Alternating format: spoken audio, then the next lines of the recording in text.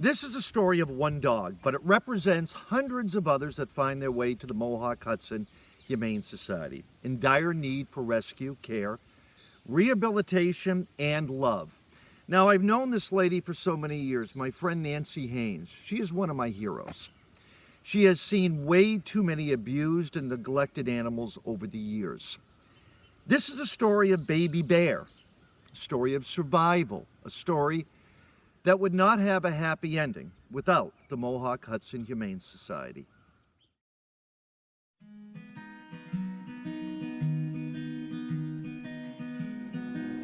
Baby Bear came to us when he was about 13 weeks old, and we knew from the police officer that was involved with his case that he was taken from his owners because he was severely abused by the 8-year-old child that visited the home. He was actually being kicked in his side and strung up by a wire that the kid was using as a leash.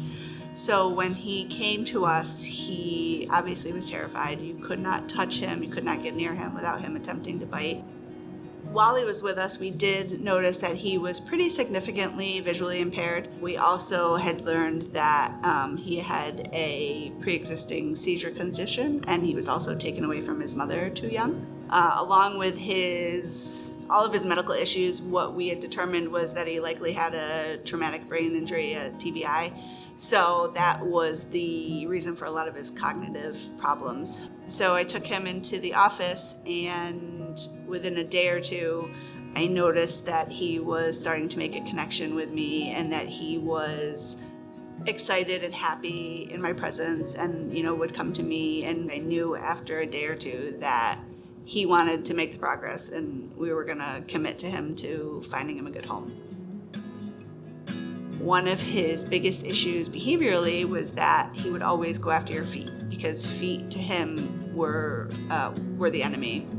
So the minute he would put his mouth on you inappropriately, he would get a timeout, and we got him to the point where he would know the difference between putting his mouth on you versus putting his mouth on a toy in an appropriate way. So that was a huge stepping stone for him. Even though he was pretty cognitively impaired, he learned how to sit, he learned how to touch, he learned to come to his name. He would squeal with excitement when he would see you in the hallway or when you would come to his kennel.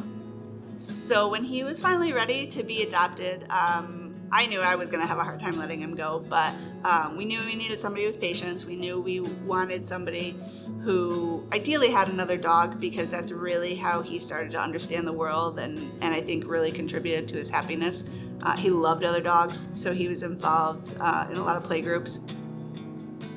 His family actually contacted us because they have a cat that has a traumatic brain injury. So when they saw his story, they thought that we've dealt with this, we know some of the limitations, and we want to try and help him. They also had an elderly Boston Terrier, and they came down to meet him several times here. He really just adapted to this family so well, and they are amazing people for taking him on. He's not an easy dog, but I know well worth it. They have just made his outcome even better than I would have ever thought.